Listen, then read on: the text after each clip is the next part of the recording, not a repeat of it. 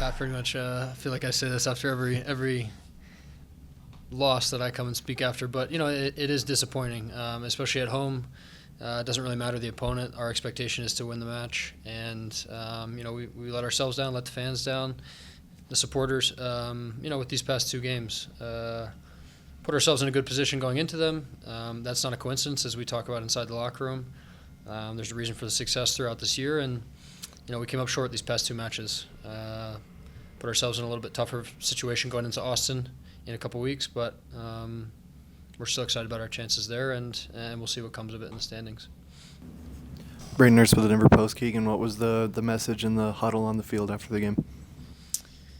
I think it was a little unique just because the fan appreciation night, we do a lot of stuff after the match, and instead of kind of getting together in the locker room and having a normal address from Chris, but more so how it has been after any loss this season. We keep our heads up, we keep doing what we're doing, keep doing what's made us successful this year. We talk about not getting too high or too low after results, after wins, not too high, and after losses like this, not too low, and we'll be better because of it. We always have been, and we'll look to improve on certain parts, but we have a little break now, regroup, and like I said, big match in Austin, still a good chance to get points going into the playoffs.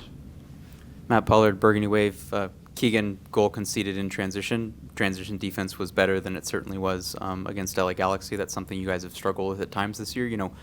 What on that play did you see, and how can you guys kind of shore that up given we're at the business end of the season?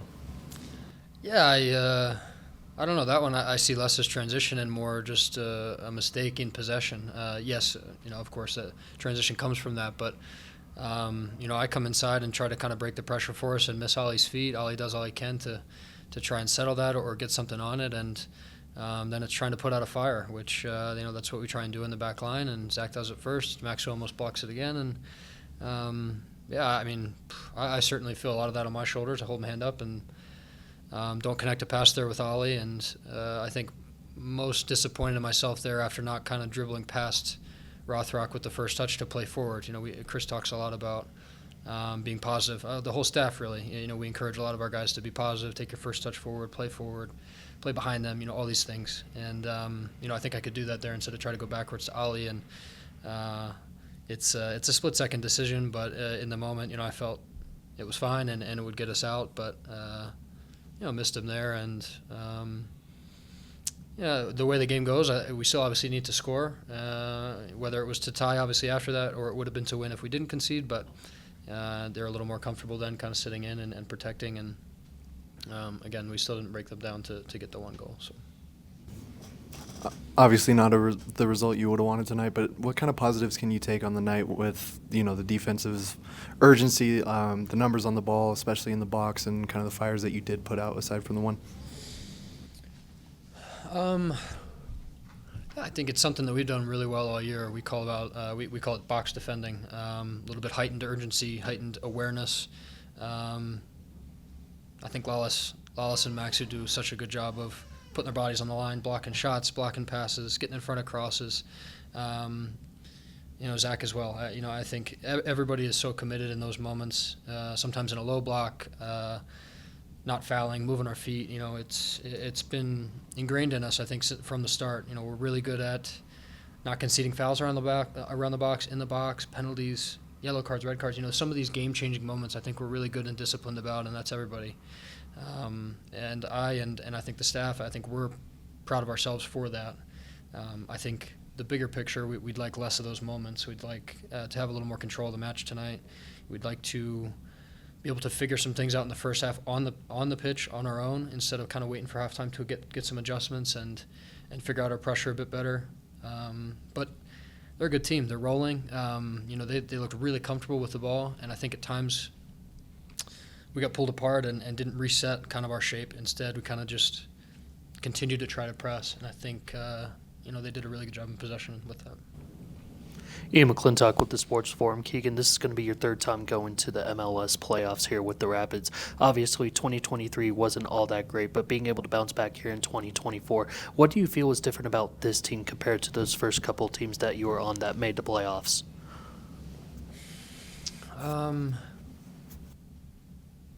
So what was that, 2020 and 2021? Yeah. Sorry, a little pause here. Just thinking about the teams. I think I feel like it's more similar to the 2021 team. I think a little bit of a difference is we ended the regular season a little bit better there. Like I said, this Austin match will be important.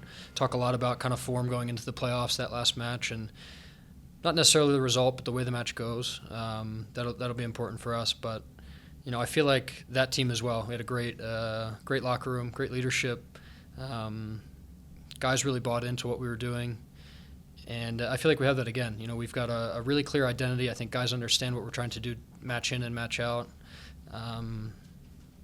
We tweak our game plans a little bit based on the opponent and kind of based on the match, but it's still, I think, and sometimes my answers can get boring when we ask about either before or after matches, but it ends up being more about us and how well we commit to what we're doing and some of the tactics that or some of the things that make us successful on the night. But I feel that is more similar to that team, the 2021 team, as opposed to 2020. And that team, I think, man, we had a home playoff game against Portland that I felt one of the games we had the most control in that I've been a part of, and we lose on a set piece late, and still eats away at me a little bit. But I think we have that same ability to have playoff matches at home and have full control over, and maybe even a little bit more ability to win away from home, and we're going to need to do that.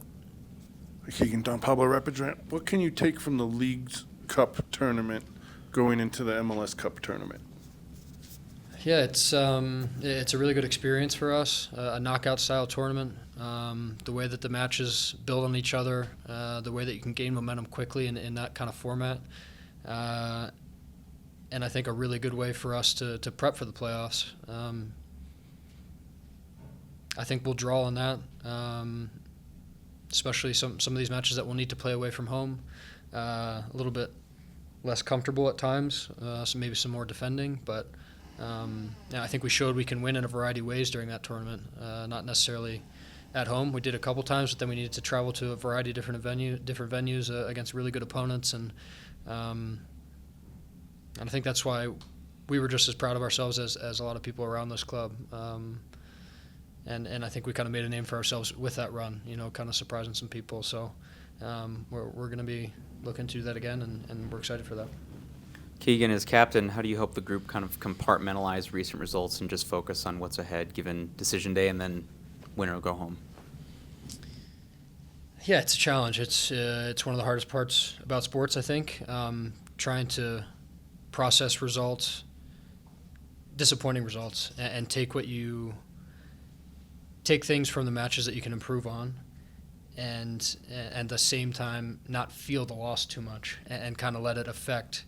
I think naturally after you have some disappointing results, you question yourself, you question the team. That's anybody. That's results in life. You start to look back on should I have done this, should I have done that, and that's the team as well. And I think our job as leaders and the staff and each other is to lean on each other in these moments and continue to remind ourselves, again, the points that we've amassed is not a coincidence. The success that we've had this year is no coincidence. We're not lucky. Chris talks about that all the time.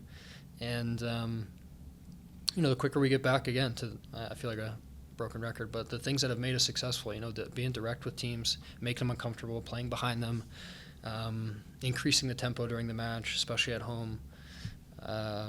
These are the things that have pushed us really far this year. And, like I said, it is a challenge, but we'll take some things, watch some video from this match, as we have with the past couple. Some moments that we can be better for sure, but there's also some things to pull from that we've done well, and pulling apart some good teams, creating some chances still, and the good and the bad. We try and take them both. Like I said, not to get too high or too low after results. It's the most important. Continue to grind away, and we get right back to work. This week in training, it's what I like. One of the things I like most about the team is guys are excited to train. And just get back onto the pitch and kind of just put our heads down and get to work. Keegan, obviously the club celebrated its fan appreciation night tonight with some special celebrations as they do every year. How important have the fan base been to just keep the energy up, game in and game out here, making this place a fortress. You know, you've experienced it for years now. How important is it?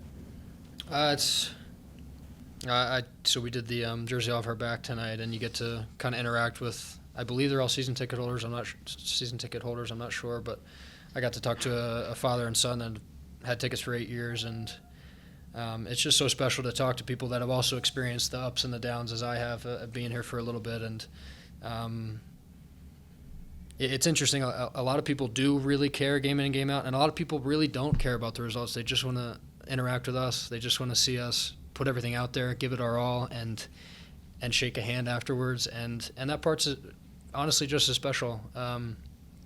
It's like going back to your family afterwards, and you feel supported, you feel loved, and that's what we get from our fans. The results, they want it just as bad as we do, but the fact that they show up, they clap us after, we clap them back, and kind of that mutual respect is what sports are about. And I said to the two guys I talked to tonight, we found out during COVID just how impactful the fans are, not having stadiums and arenas full, and they make us tick. It's really special, and to be able to interact with them, tonight in a different way is a lot of fun for us. A little tougher after a loss, but just as special to them, and that's what matters. So it was nice. Not a knock on Ollie or Connor. I think they've made a huge stride this year, especially defensively. But just in your perspective, how much is this? Yeah, Cole brings a variety of things. Not just being a good player, work ethic, leadership. I think we've done a good job this year in a variety of spots when guys have gone down. Moise left. Vinesy being injured, Reggie coming into the team, Jackson playing some minutes. A guy like Lala stepping in after Moise gets transferred in the middle of Leagues Cup, not playing a lot of games, and then going 90, back to back. And I don't think it some of these results come down to missing a guy like Cole. It's a challenge, but it's you roll with the punches. I never think that throughout a season you can really blame injuries. Almost every single team experiences some sort of injuries, whether it's their main guys, whether it's some fringe players at the wrong times. That's why you build a roster of depth. We've got players that can step up and do a job, and I think it's more about the group than it is just missing a piece here and there on some of these nights. So, but we're looking forward to getting back for sure.